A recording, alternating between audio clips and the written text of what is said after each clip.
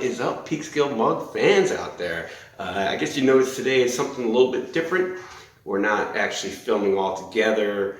We're doing it like an online thing. A lot of the guys, we all have prior commitments. Mark, for instance, Director Mark, he's got a knitting class this weekend. They're normally Wednesdays, but they moved it to the weekend. Thank you, Cheryl, for the text. I showed up on Wednesday, and nobody was there.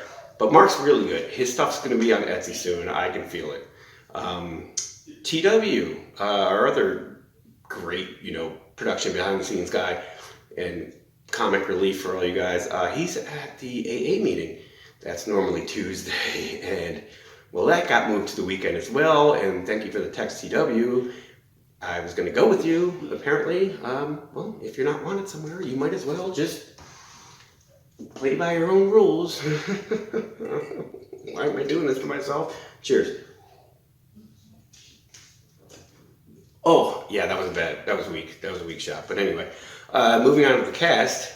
Brian, I gotta be honest. I met Brian once, and then we were talking, blah, blah, blah, became good friends, and we were like, it'd be really fun to have somebody from the Midwest.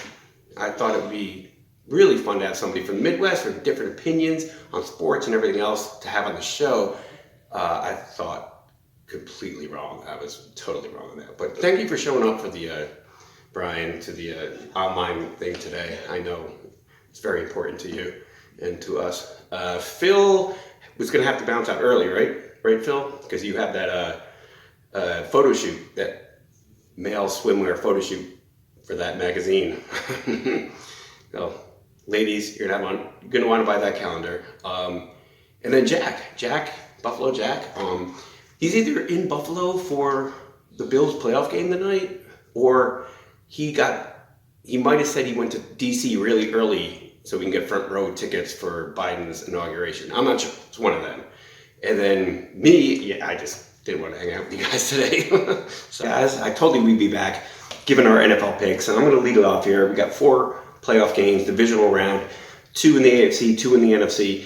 The first one is the Rams at the Packers. I know the Rams are coming off a huge win against the Seahawks last week, but it's ending here. The Packers are legit Super Bowl champion contenders. I mean, they are so good. They just don't get the, it's Aaron Rodgers and nobody else knows whoever else is on the team, That's the press they get. It's horrible, but that's the fact. Second game is one of my favorites of the weekend. It's Lamar Jackson and the Baltimore Ravens at the Buffalo Bills with Josh Allen. And these two are two of the best young quarterbacks around. No question about that.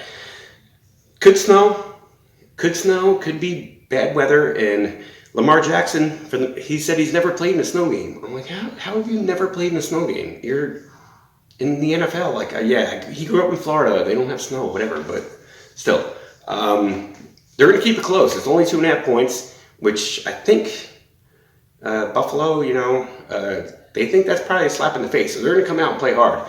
And if they can shut down the run, which has been the problem, they're going to win this game. And I think they will shut down the run, and they're going to win that game in advance. And then we have, of course, my other favorite game. I have like 4 favorite games. There's 4 games, whatever. The Browns at the Chiefs. Baker Mayfield, here's a stat. He's the oldest remaining quarterback in the AFC playoffs. He's 25. It's Baker Mayfield, Pat Mahomes, Josh Allen, and Lamar Jackson. That's saying something. That's a passing of the torch right there. These guys are going to be around for a while. But I think they're going to keep it close. They're getting 10 points. The Browns are getting 10 points. I think they're going to cover that, but I think the Chiefs are going to win. Sorry, Brian.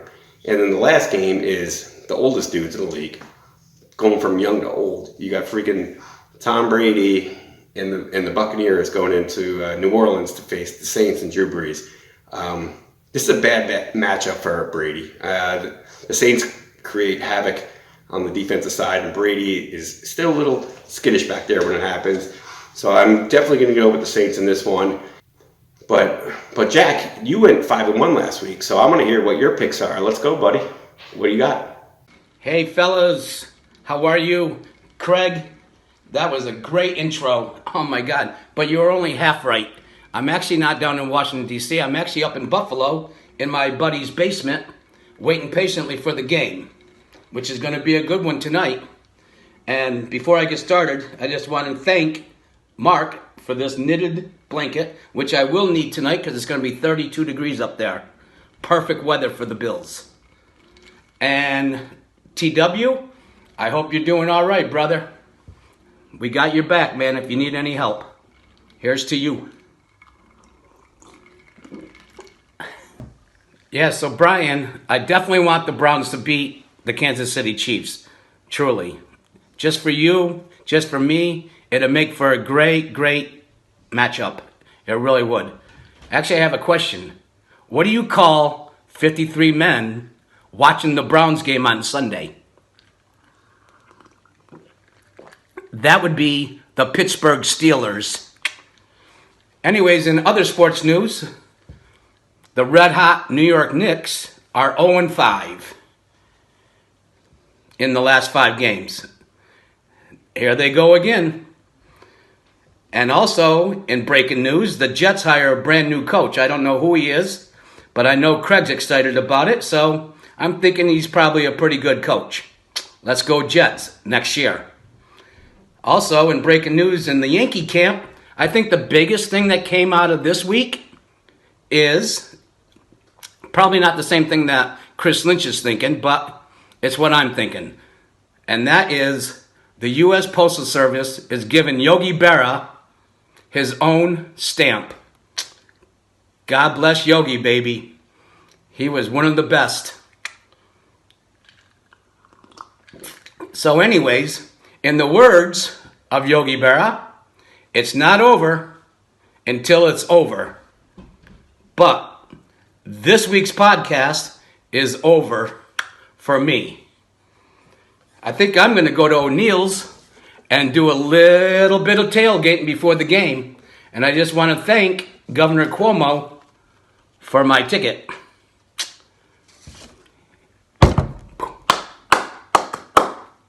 Let's go Buffalo, baby. Thanks, Jack. I'm sure those picks are going to be just great. All right, so just got done, going to CVS and getting this thing jammed up my nose, so that was great.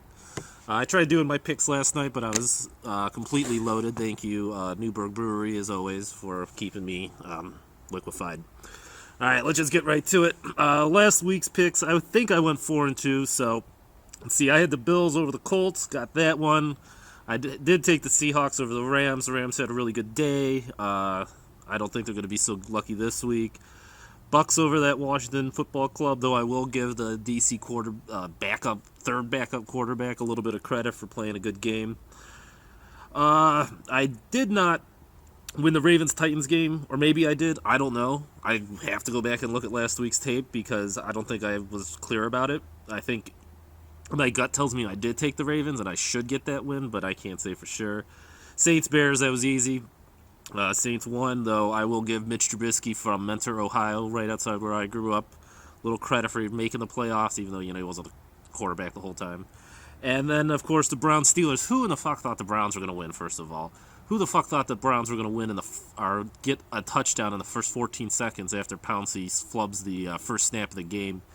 And then what was it, like a minute later, Big Ben throws an interception and a pass to Jarvis Landry, and the Browns are up 14-0. So the Browns ended up going into the half. I think they were up by 28 points. And then in the third quarter, everybody in Cleveland collectively held their buttholes in place because it looked like we were going to do the Browns thing again. But luckily we held them off. So let's go ahead and take a look at this week.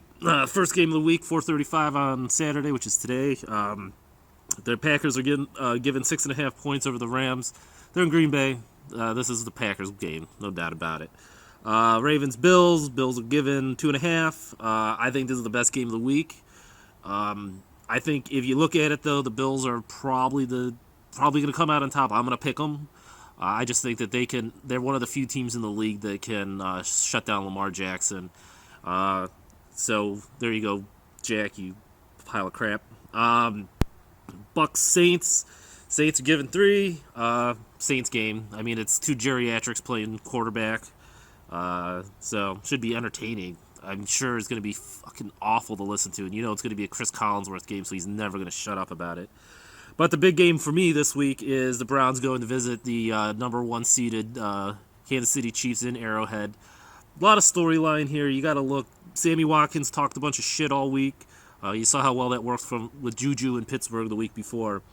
Browns are actually going to have a head coach again. Denzel Ward's back. Their Pro Bowl guard, Joey Batone, is back. Joey Batone. God, I just don't even know how to say his name. I'm going to take the Browns because I got it. It's a homer thing. But I do think that the Chiefs are going to give them their toughest game of the year. So those are my picks. Phil, what do you got for us? Hello, fans, PeekskillMuggers around the world. Thank you guys for joining. I have my associate here that's going to help me make some picks for this weekend. Shout out to my mom, my sister, and my whole family. Monkey, how are you? Say hello. That's 2 syllables. Hello, how are you? Good. He said, great. He gave me some picks that he really thinks are going to be the winners. So we're going to start with the Packers. Packers over Rams. No doubt about it. Packers home. Every home team, which will be 2 playing on Saturday, will win their games for sure. The other one that we have is the Bills, which I thought we were going to lose last week, but won. Great. Good looking out, Jack. Amazing. They're going to definitely beat the Ravens at home for sure. Next one we have are the Sunday games. The last game of that evening is the best game of all. Bucks versus Saints. I got Bucks all day on that one. Sorry. And I also have the Browns winning their game as well. Also away. It's going to be fantastic against the Chiefs. Sorry, Mahomes. The Monkey says it's going to happen. It's going to happen. Right? Right. Say goodbye, Monkey. Oh, and one thing.